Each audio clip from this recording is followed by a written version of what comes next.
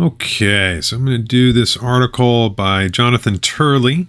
I don't necessarily agree with everything Turley says, but I think this is a good article. There'll be a few points at which I'll be in disagreement with him, but for the most part, I think he's spot on here. So we're going to go ahead, read this through. So the why not culture, why the Georgia final report should worry us all. Below is my column in The Hill on a release of the final report of the special purpose grand jury in Georgia. The recommendation for sweeping indictments involves 39 people, including current and former senators, only magnifies fears over political persecutions. For many of us, the inclusion of figures like the senators reflects a rogue grand jury. However, Representative Adam Schiff insisted that Senator Lindsey Graham was lucky not to be indicted. According to Schiff, Graham calling Georgia officials about counting or discarding of votes was enough to justify a criminal charge. Presumably, since Graham could be indicted with Trump, Schiff would also consider him eligible to be barred from ever running again for office under the 14th Amendment, as discussed below. It is not the why not approach to criminal.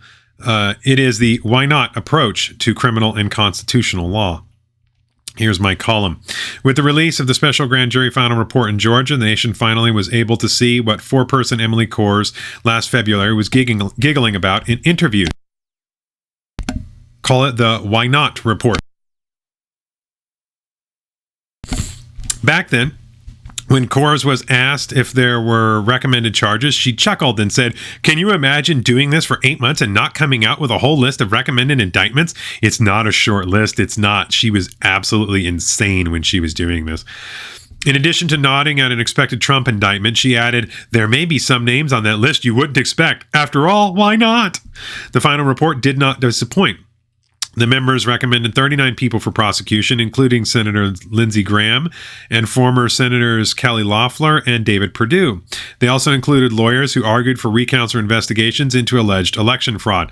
While the report expressly claims that the Fulton County District Attorney's Office did not create the list, it was the Office of Fani Willis that presented the law, the evidence, and potential targets to the special grand jury. During that process, the members concluded that politicians voicing support for the former president and his allegations could be criminally charged for doing so. For speech. We're now charging people for speech.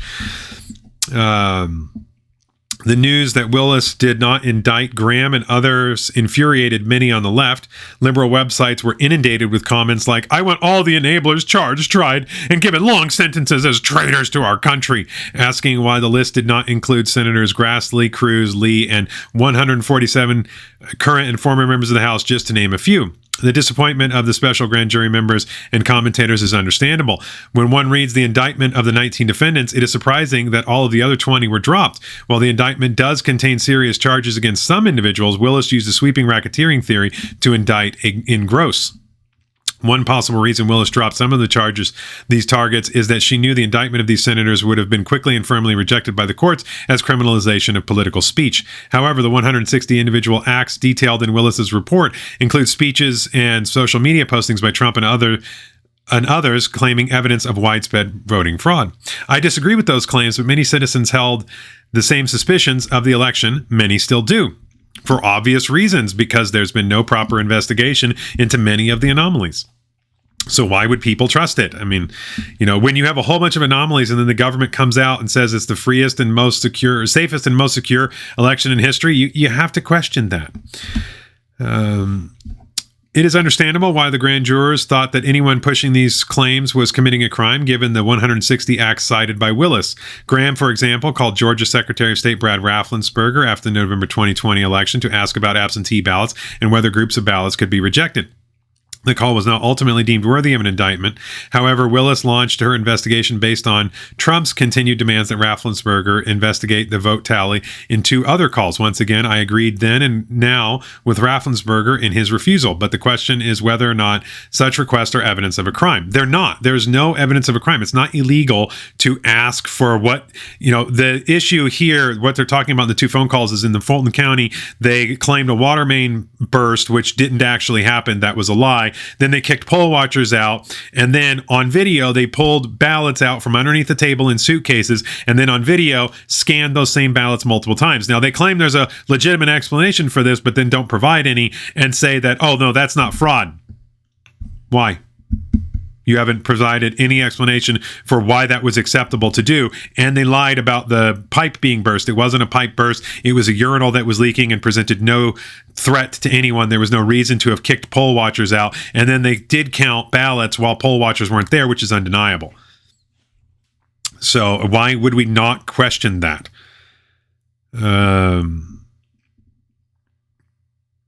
So I have long criticized the misrepresentation of the two Georgia calls by the Washington Post, which later issued a correction in its reporting.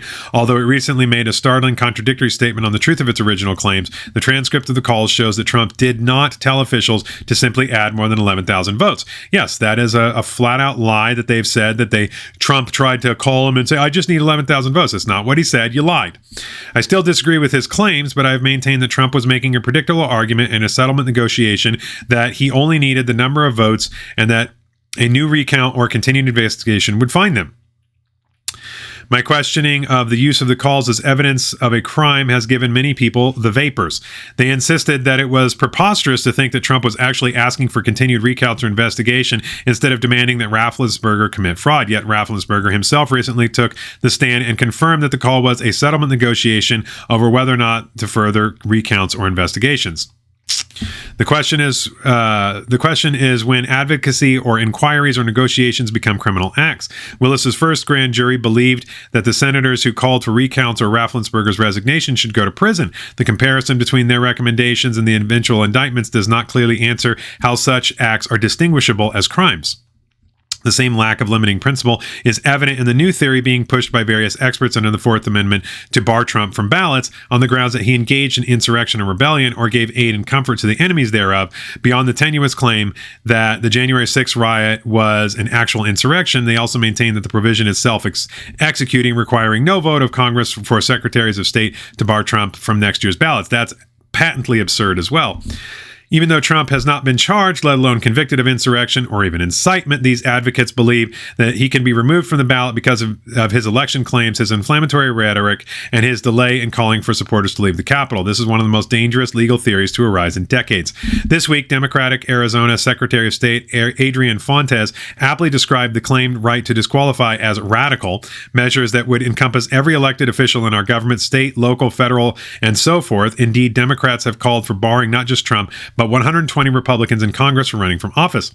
As with the Georgia special grand jury, the question is, why not? If the standard is giving aid or comfort to insurrectionists, then why not throw hundreds of other Republicans who supported the challenge to certification on January 6th off the ballot? And while we're at it, why not bar every lawyer who helped file claims of voting fraud from ever running for office? They all gave aid and comfort with their actions. By this reasoning, Rep. Jamie Raskin and other Democrats could have been barred from ballots opposing Trump's certification in 2016 without any basis, along with leaders such as Hillary Clinton, who continued to call for the election stolen for years. In 2016, there was also violent riots in Washington opposing Trump's inauguration, thanks in no small part to such rhetoric. When can we have different candidates of both parties removed from the we can then have different candidates of both parties removed from ballots in every state. This why not philosophy is all part of our impulse buy politics, where there is little thought given to the implications of actions beyond immediate vengeance and satisfaction. It is a criminal and political system based on the giddy philosophy of Emily Coors.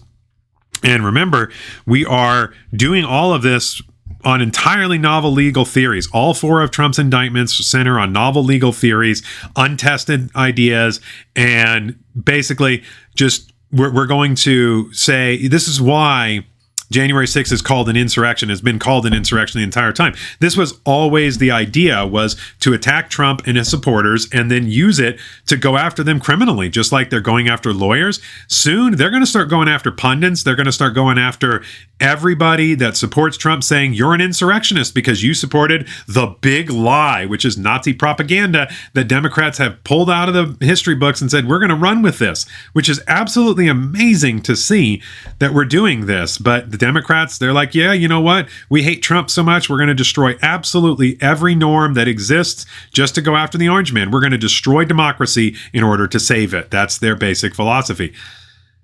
It's getting deep, but the best part is that by this time next year, all of this will seem incredibly tame compared to what they're doing.